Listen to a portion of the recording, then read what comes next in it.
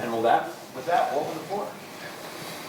Well, obviously you guys are used to coming to Vegas to play. This is a different situation, though. Just how has this whole week been for you guys, the experience of the tournament, and now getting to play here at T-Mobile? It's great. Like you said, we're used to it because the conference tournament is here. So, I mean, we kind of just came here like business type. And, yeah, we're excited to play tomorrow. And what was the reaction to just finding out that you would get an opportunity to continue playing in the postseason regardless of the tournament? Yeah, well, I mean, we go ahead. I think we're happy because we want to play postseason basketball and we have a chance to prove that we belong. And we had to prove some people wrong that we're here for a reason and we're here to win it. And I think we want to go break the record of wins in Boise-State history. And that's one of our goals coming here, and also crown the champs. And I know there's been a lot of talk, especially recently, about the Mountain West just not getting the respect or the love when it comes to the selection committee and it comes to the tournament. Do you guys take that personally at all when it comes to playing your game and kind of proving that the Mountain West is a legitimate conference with some legitimate contenders and great talent and great teams? I think if you went to our conference championship and conference tournament, you would understand how tough those games were. Mm-hmm. And every person that came up to me after the game goes, that was one of the bloodiest, toughest games I ever watched. And I think the Mountain West is respected, and because you can see how hard we play. And you saw in the tournament, Colorado State was one shot away from being in the Sweet 16, and New Mexico single-handedly beat whoever they played easy. And I think Mountain West belongs. Times coaching circles can be small, Leon. What's your connection and maybe even friendship like with Fred Hoiberg? Yeah, he's one of the best. He's first of all one of the best coaches, and he's been in the NBA a long, long time, and legend. In Iowa, one of the only people in the history of the United States to be Player of the Year in football and basketball.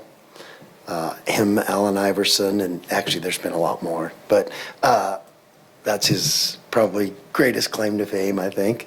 And he was a heck of a track guy too, but his mom bought him the wrong cleats, so he would have been probably Gatorade Track Person of the Year too. But just a great coach, just an awesome human being. His family's awesome, and we've gotten to know each other through the years. And back in the day, Nike used to take us all on trips, and struck up a friendship there, and has kind of maintained that ever since. But ton of respect for his program and the way they play, the way they coach. They just and they had a terrific year.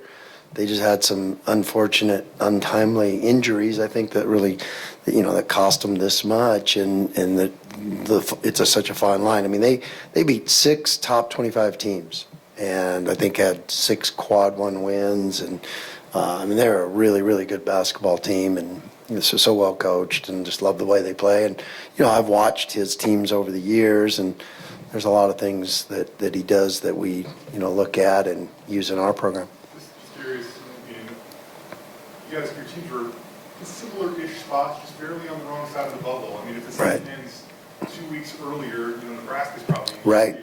You guys barely missed it. Did you and Fred talk at all throughout this? Or Not during the selection stuff, but down here we've talked about it, and that I think both of us have been around enough to understand that's the way it is.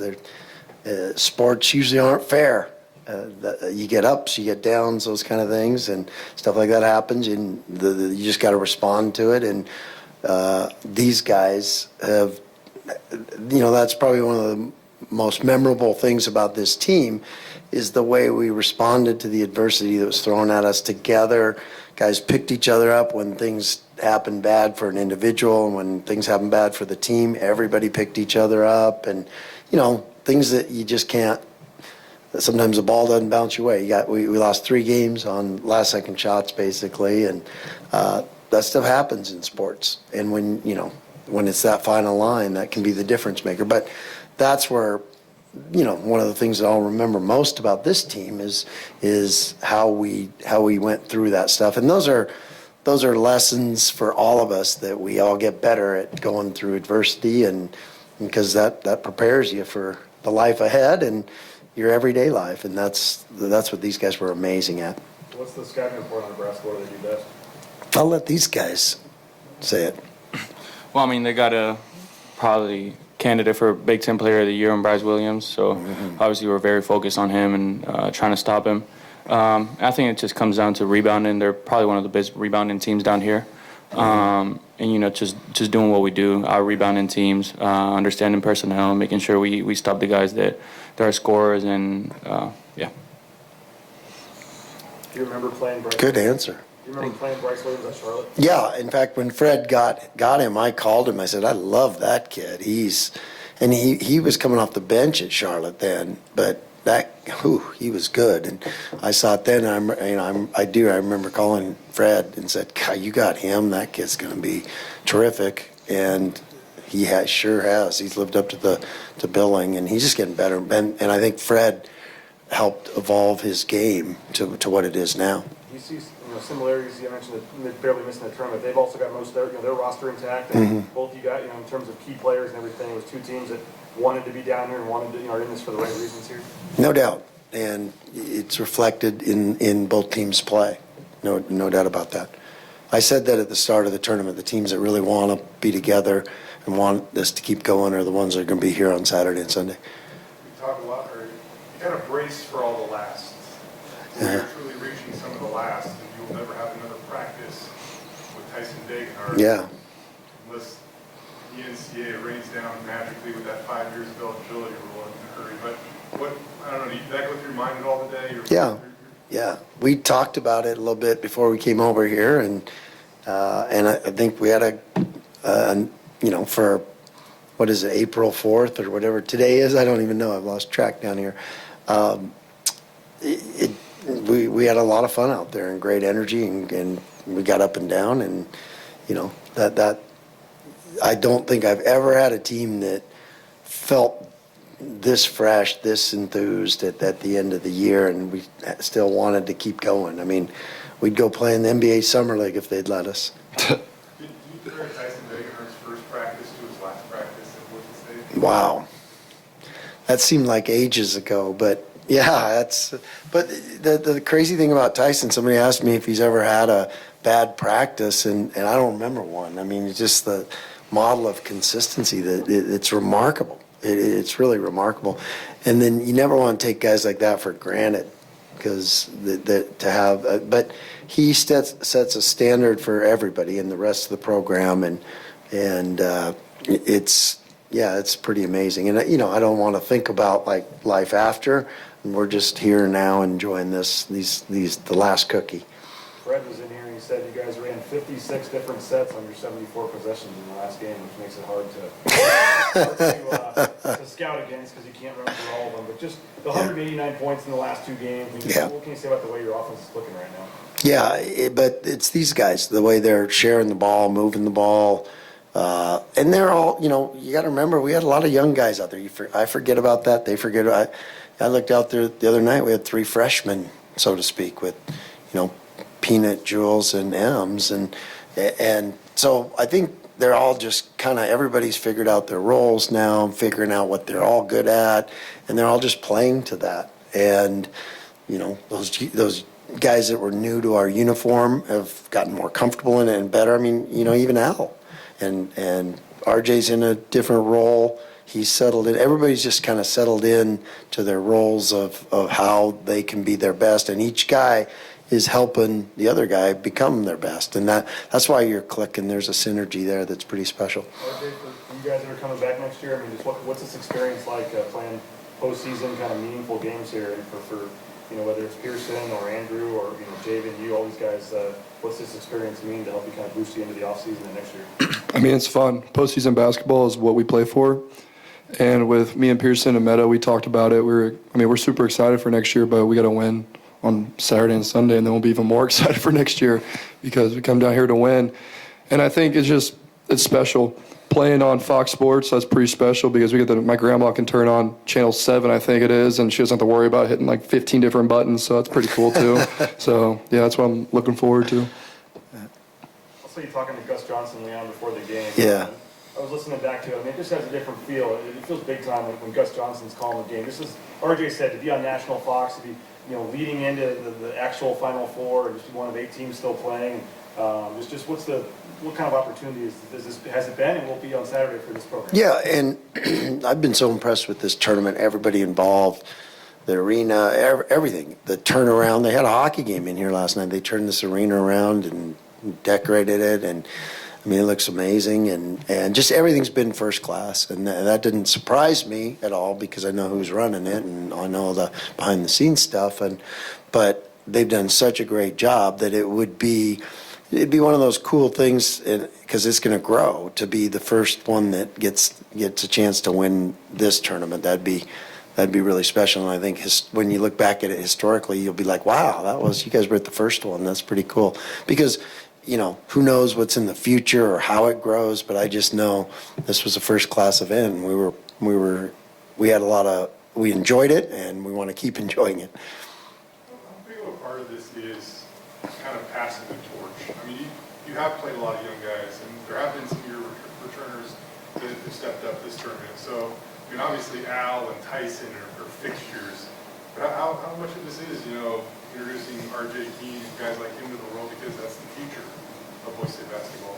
Yeah, I don't know if we've necessarily thought that way, but it happens organically as these guys keep getting better and better. And it just kind of happened, because we see a lot of these things in practice before the world gets to see it consistently. And these guys all know how good Jules is, and he had some ups and downs of being a freshman, a few injuries kind of things, and all those behind the scenes stuff. So it's nothing that we kind of planned, or it's just kind of happening, and that's the way our program is, though. Every year you're like talking about this group, and then all of a sudden you're like, whoa, look at those young guys, they're gonna be, and that's how we've built this thing year in and year out. Comparison can be the thief of joy, I get that. So I'm not necessarily trying to compare this to the NCAA tournament, but when you go out there and you practice today, you see the signage, you see the things, what does it feel like? I mean, it feels pretty big time. No doubt. And again, it's always just being in the moment and not getting distracted by all that kind of stuff, and making the best of whatever circumstances you're in. And that's kind of that's another kind of our maxim situations, where we want to be able to, our circumstances have nothing to do with our attitude. All right, we want our attitude to be, if we were playing out at the park, we'd still want to be great competitors. We'd still want to be a team. We'd still want our program to look a certain way, and that's what these guys have done all year long, and that's what they're, just our standard. And why would you change because of your circumstances? And it's easier said than done, but that's what high character guys and that's what great programs are able to do, and that's why we're doing what we're doing. RJ, you mentioned going for the 28 wins, most in program history, and trying to win the first postseason championship, in program history. Just what everyone's talking about, the money and stuff, but just in terms of the legacy of this team and this season, you guys do have a lot to play for out there. I mean, what do you just, for anybody, I guess, just in terms of what you guys are, if you could pull this thing off and win these next 2 games, what it would mean in terms of this season and where, the legacy you guys would leave here? I mean, it's for our 3 seniors. We've one of the greatest Broncos of all time leaving, and I think enjoying and living in the moment. These next couple days are very important to us, because that 28 wins, that's going to be in the record book for the rest of our lives. And we can look back and say, how special was that team? And I think these next 2 days are huge for us, and we're all dialed in, we're bought in, we're having fun, we're enjoying. You see a bunch of smiles that shoot around. It's fun to be around. This team's super special, and might as well go on a bang. I mean, you win your last game this season, you're kind of happy for a couple months, Yep. And only 3 teams do it, I think, right? When I was a kid, I liked a basketball player named Muggsy Bogues, and a big reason why, I just liked that he dished out the rock and he racked up assists at a crazy total. For you, when did you fall in love with, I know you're maybe not worried about racking up assists, but just the thought process or the mentality of getting teammates involved and getting assists, I guess. Yeah, I mean, that's kind of just the way I grew up back home in Spain. My dad was really big on that, just sharing the ball. And assists obviously makes 2 people happy, and scoring just one. So I don't know, that's kind of the way that I grew up, and the type of basketball that I like to play. So, yeah. Jay, did you say Muggsy Bogues because he's little? Because he's tough, that's why. Yes. I probably would have had a couple more assists if RJ decided to shoot the ball or something.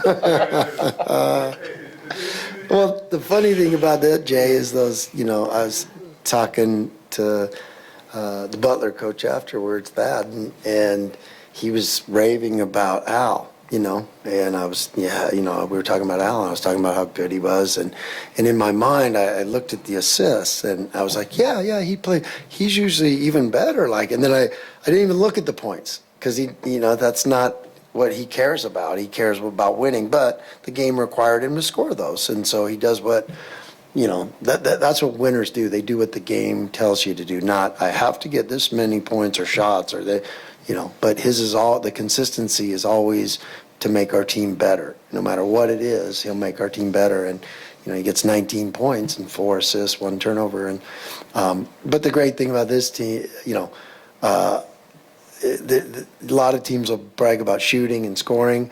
These two are in an argument about assist to turnover ratio this morning, and because Keene's not on the charts, he doesn't have enough of assists to be on it, but he said his assist to turnovers just as good as Al. So You got to check the deep stats to find that's- So you got guys arguing about the most unselfish thing you can do, and so it's pretty cool. That's what makes us special.